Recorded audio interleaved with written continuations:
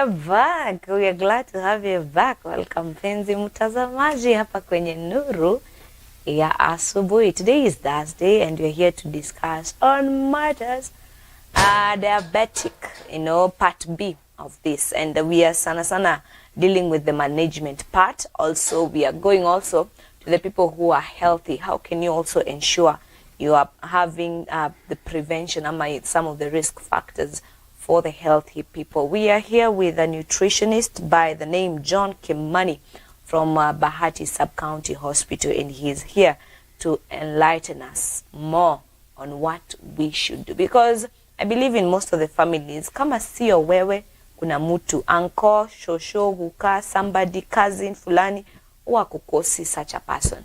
And so if we can all come together and help them, to manage this lifestyle disease, I call it that, it can be much easier. So welcome back, John. Thank you. We're glad that you're here. Thank you. And so we've dealt with the diabetic aspect, but all the things we're discussing zilikuwa on matters how to prevent having an increase in high sugars, high blood sugar. Yes. So, and so there is also the low blood sugar that you said you would mention. Yes. Please take us through it. So on low blood sugar is what happens.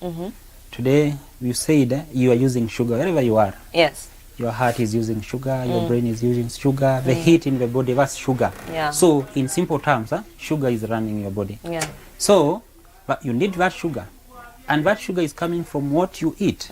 So suppose you stay for a very long time without eating. What happens? The sugar in your body get consumed, all of it. Yeah. And you go into low sugar. And when you go to low sugar, the first place that switch off is the brain, because it doesn't have energy to run. So hautajijua tena. Then after some time, if at all you don't, hakuna mtu atakuona, because at that time you can't help yourself, akili imelala, though there are some signs. Mtu anaanza kutetemeka, unasikia njaa, mwili inakwambiaga ile sukari ilikuwa nayo kuisha inaisha. So you have to eat. Yes. If you don't eat, after some time, hizo signs sasa zinakaa like zime disappear, because the brain will switch off. Brain uses only sugar. So ina switch off. Then kama mtu hata kuona akupatia sukari, then after some time all the sugar that you had in your body get consumed by the heart and the other organs in the body, and that's how people die. That's why utasikia mtu alienda akarara usiku, hakukula na alitumia dawa ikaleta sukari chini, hakukula ongeze sukari, yote ikatumika vitu usiku. Asubuhi ukiamuka kila kitu ili shut down. So to avoid this, it's very simple. You do this. You're not supposed to stay for a long time without eating. We always say 3 to 4 hours you have to take something. Ukumbukage hii ni kuiongeza kidogo. Hatutaki kuongeza sana. So discuss how you're supposed to eat isiende juu. Hizo ni portion. So hizo portion you're supposed to do this. Ukiamka asubuhi you have to eat. Usiende. Kumbuka ulikuwa umeongeza sukari jana usiku. Imetumika asubuhi. Siku yote imetumika. So asubuhi ongeza. Alafu unaenda mahali unaenda. Kama unaenda shambani, so unatumia that energy. Kama unaenda kazini, wherever you go. So hiyo sukari kitu saa 4 saa 5 imeshuka. Tena tunakula kidogo tunaiboost.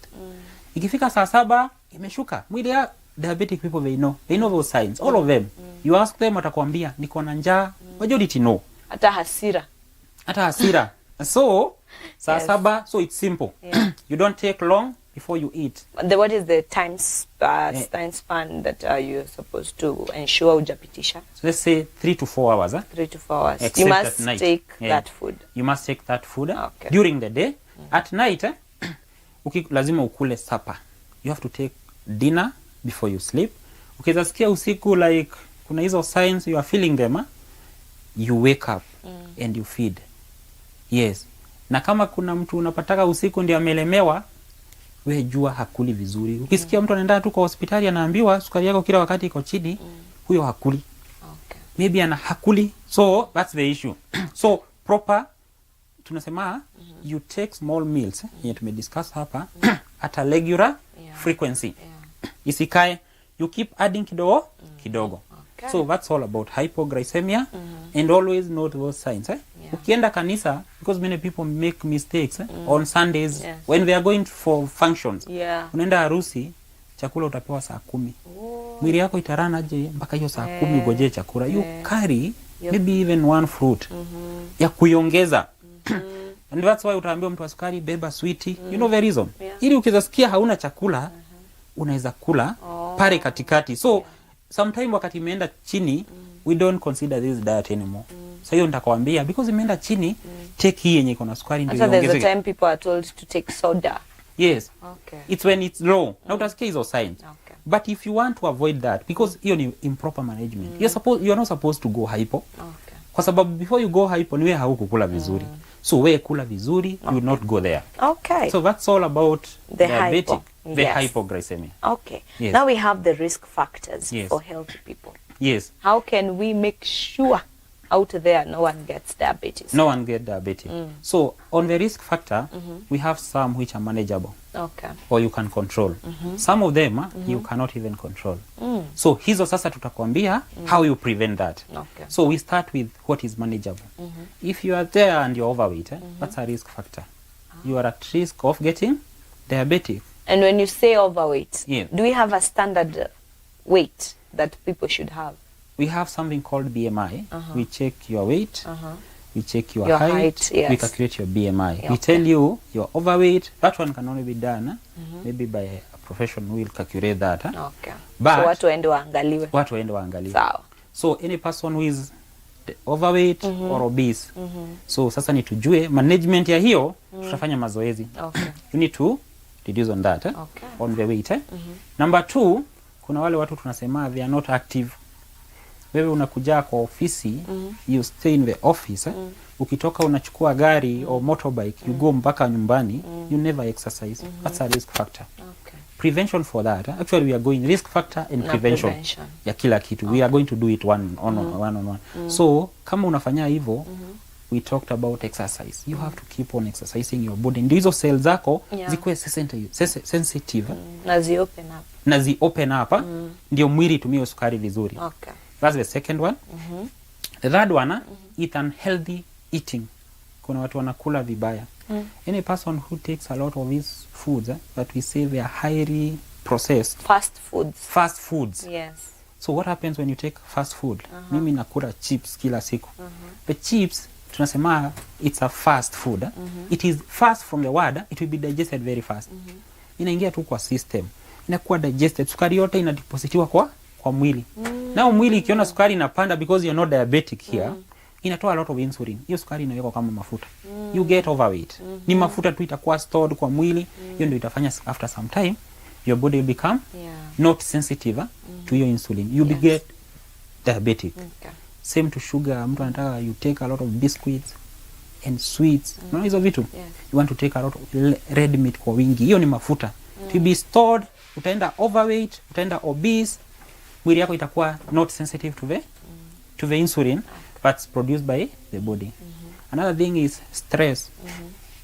A lot of stress you have a lot of stress. It's a risk factor. Okay. Another risk factor is hypertension. Especially if you're hypertensive and you're not controlling hypertension. We always say diabetic, hypertension, they go hand in hand. When you have hypertension, you have a very high risk of getting diabetic. Okay. If you have diabetic, you have a very high risk of getting hypertension. Yeah. So we manage them like sisters. Because zinakuwa hivi, they follow one another. Yes. So that's hypertension, vitu kama pombe, it's also a risk factor, smoking. So all those are a risk factor.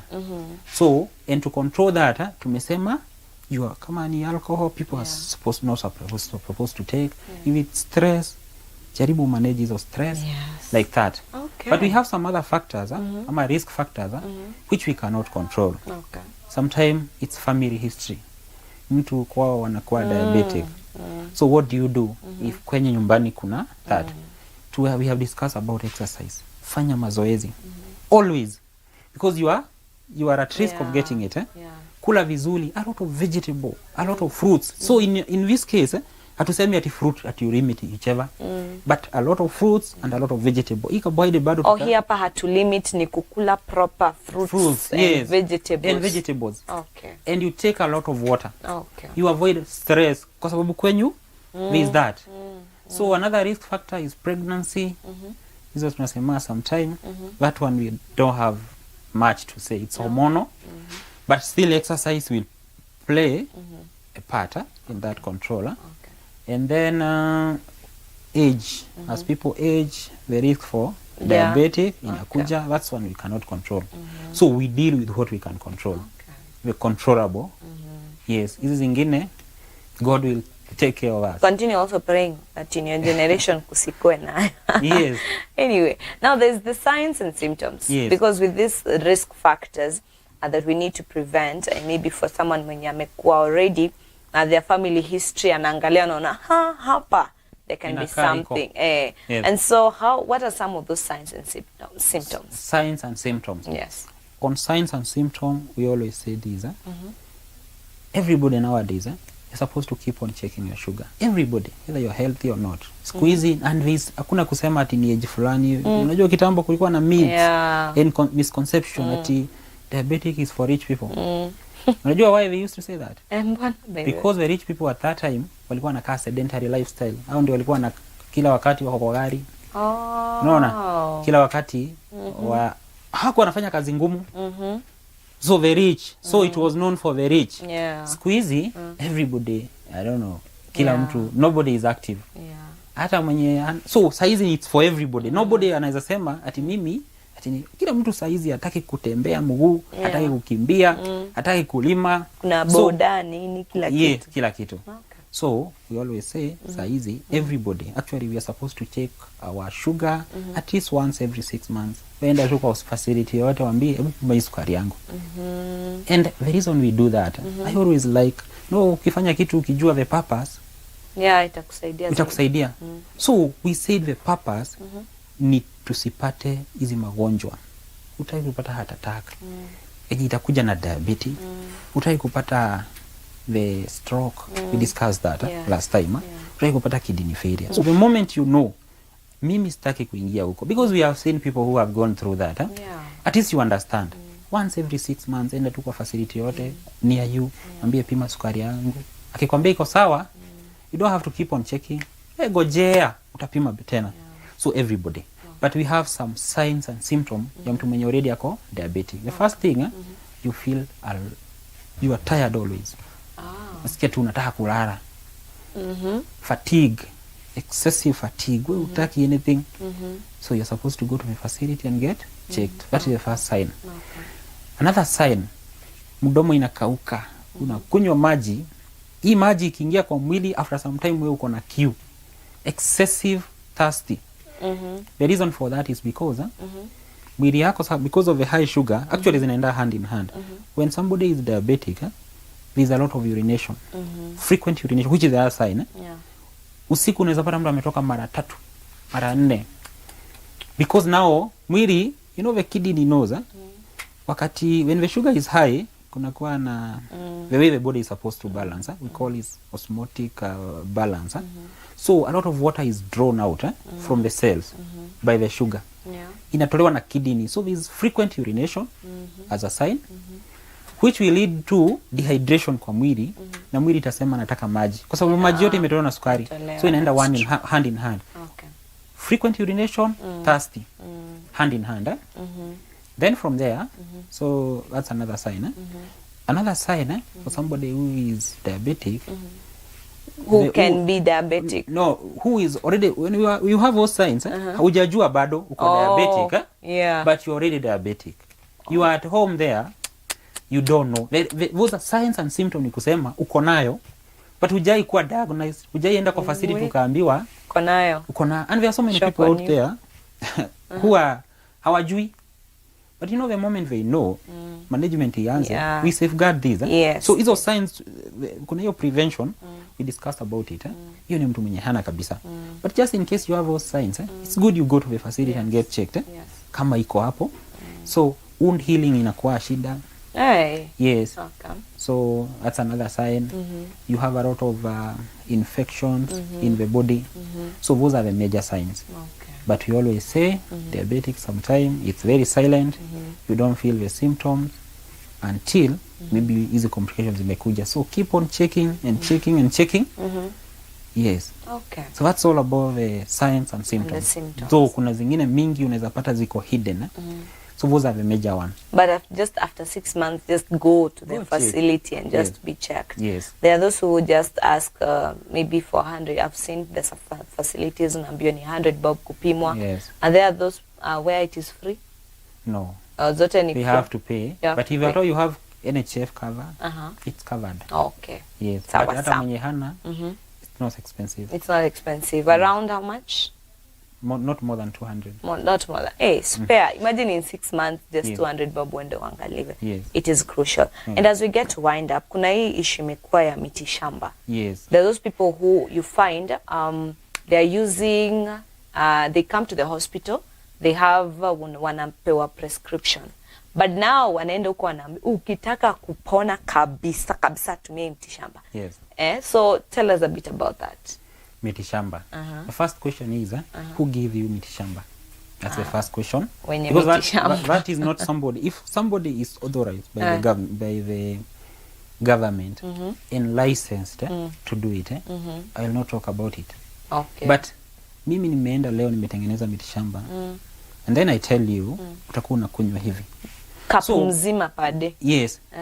Number one, what is the dosage? Mimi nimekupatia mitishamba. What is the dosage yenye nimetumia? Ukienda facility tutaambiwa kama ni dawa ya sukari tuko na meza moja mara mbili. Ama kama ni Panadol unaambiwa 2 times 3. You know that is the dosage. It is control. Haiwezi kuharm. Yes. This person will tell you a cup. Mimi nitaenda nitengeneze cup yangu, niache maji boil ikuwe concentrated. Mwingine ataenda atengeneze yake ikuwe very dilute. So is that the same dosage? No. We can't use a cup kuangalia dosage. So me I always say this on mitishamba for me. This is for me. Yeah.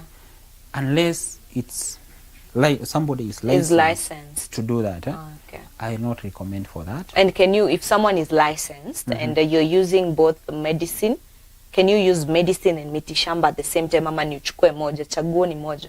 No.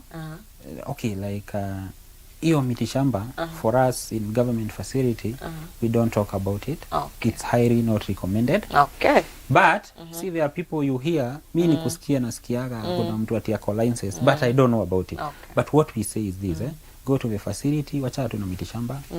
Just take hizo dawa zenye umepewa kwa sababu mitishamba will harm you. I have seen people tumeenda amepewa mitishamba kwa wingi then it hurts other organs kwa sababu umekunywa dosage kwa wingi. Yeah. So we just avoid. Sometimes you go to this mitishamba na kwambia hii dawa inaponya magonjwa yote. So which drug can heal all the conditions zenye tuko nazo? Okay. Acha tuachie hapo. Yes.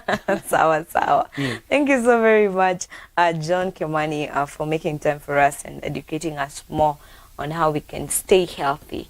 And those people maybe who have these issues, how they can also manage and also stay longer because it is important. We need each other in this world. Yes. And out of this, there's something that has come up. There is this issue of getting to know what is in what. You know, najua kuna watu hawajui chenye wanakula what it is in that food. Yes. Maybe kama ni ukikula fruits, which vitamins are there, which magnesium, nini, what is essential, so that we can also be on the lookout also for our health. And so we'll plan another day, definitely not maybe next week, but we'll plan another day where we will have this discussion on people to know.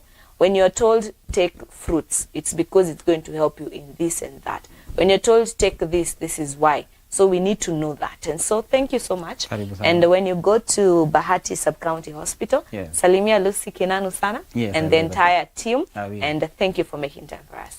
And that is how we get to wind up on that. I hope now you know, because when you know, you'll be much safe and also you will live longer. That is how we get to wrap up on that. But today is Thursday. I will be having Nuru Twende Jikoni, my apologies. We used to call it Nuru Jikoni kitambo. Twende Jikoni is the word. And so stay tuned. I'll be coming back also to wrap up the show at around 9:30. And so that you can have from 9:30 to 10, we can have the Twende Jikoni program. So we take a break. We will be right back. Or I will be right back.